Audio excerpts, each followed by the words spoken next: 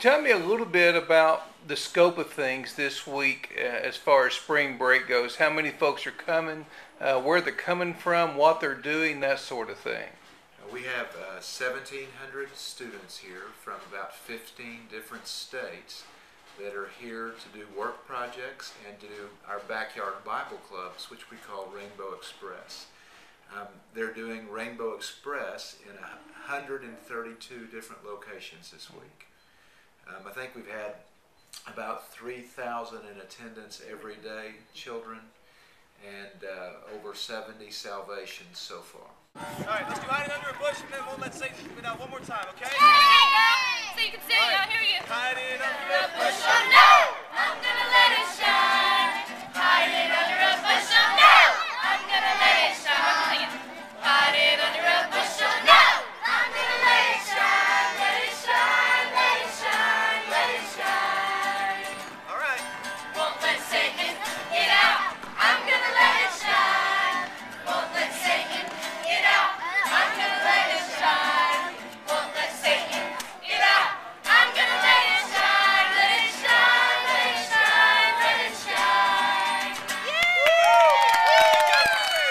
And how does that compare to what you've done in the past, the number of students that are helping and that sort of thing? It's definitely an increase, but everything that has happened at Mission Arlington for the last year has been about a 20% increase, whether it was the Christmas store or Thanksgiving or just the front room.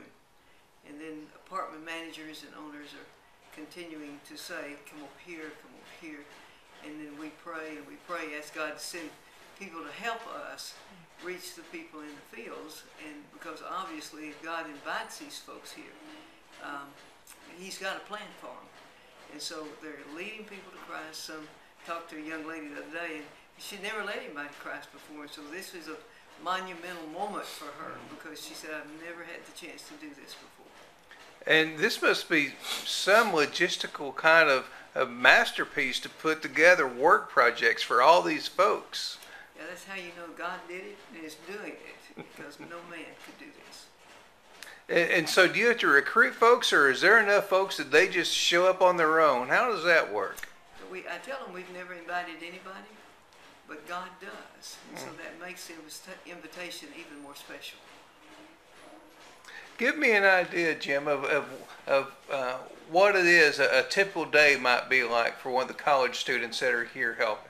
Yes, we actually have junior high and high school and college students here, and they start their day with us around 8:15 in the morning with a joint worship service and training time. They go out and do a backyard Bible club, and then have lunch and a second worship experience, and then a second backyard Bible club. And then often they'll stay here with us late into the evening doing work projects with food and clothing and household and items and furniture. Miss Tilly, you mentioned the salvations that have been experienced this week. That's really what it's all about, isn't it? Right. We've asked people all over the world to be in prayer for this week and really this month, because it's spring break somewhere for somebody. And so up and through the month of April, we'll have people here. And so we've called on people to pray.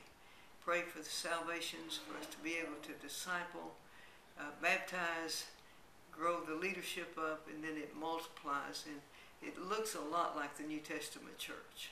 So really your volunteers are worldwide even today, because your prayer warriors are everywhere. Everywhere.